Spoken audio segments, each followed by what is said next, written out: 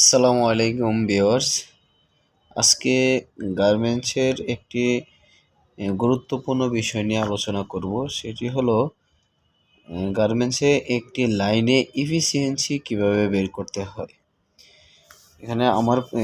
এখানে দেখতে পাচ্ছেন উপরে একটি প্রশ্নটি লেখা আছে, গার্মেন্টসে একটি লাইনে এফিসিয়েন্সি কিভাবে বের করতে হয়। এফিসিয়েন্সি বের করতে হলে মূলত আমাদের দুইটি বিষয় জানতে হবে। সেটা হলো এই যে এখানে লেখা আছে আর্নিং মিনিট এবং অ্যাভেলেবেল মিনিট বের করতে হবে। অ্যাভেলেবেল মিনিট এবং আর্নিং মিনিট বের করতে হবে আমাদের। এখন সূত্র অনুসারে টোটাল এটা বের করতে হলে সূত্র লাগবে। আমাদের সূত্রটা হচ্ছে total production into SMB, total production into SMB divided total man power into working hour into 60 হচ্ছে আমাদের এটা মিনিটে কনভার্ট করার জন্য এই 60 ইন্টু 100। এটা হচ্ছে আমাদের সূত্র।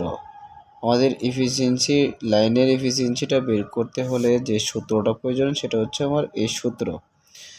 আচ্ছা, মনে করি এখন এই সূত্র জন্য মনে করি লাইনের প্রোডাকশন হলো 2000 পিস, লাইনের এসএমভি হলো 7.5, লাইনের ম্যান পাওয়ার হলো 38 জন, ওয়ার্কিং আওয়ার 10 ঘন্টা।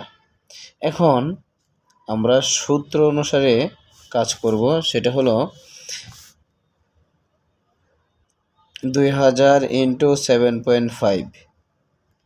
আমাদের সূত্র টোটাল প্রোডাকশন হচ্ছে 2000 পিস। আমরা সেই 2000 পিস এখানে নিয়ে আসলাম। তারপরে সূত্রতে আছে এসএমবি, আমাদের এসএমবি হলো 7.5, আমরা এখানে 7.5 নিয়ে আসলাম। এখন আমরা বলেছিলাম তার আগে যে এখানে আর্নিং মিনিট এবং অ্যাভেলেবেল মিনিট লাগবে।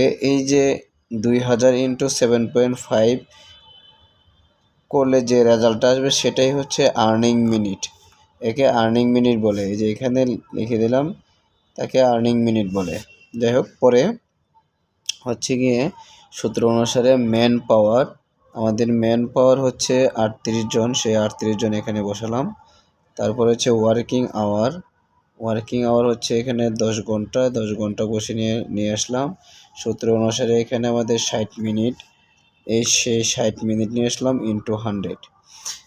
তারপরে আমাদের এখানে ক্যালকুলেশন করলে এখানে 15,000, তারপরে আছে 22,800 ইন্টু 100। এখন এই 15,000কে 22,800 ভাগ দেওয়ার পরে ইন্টু 100 দেওয়ার পরে আমাদের রেজাল্ট আছে 65.78 অথবা 66%, মানে 66% এফিসিয়েন্সি আমাদের এই লাইনে অ্যাচিভ করতে পারছে। ধন্যবাদ সকলকে।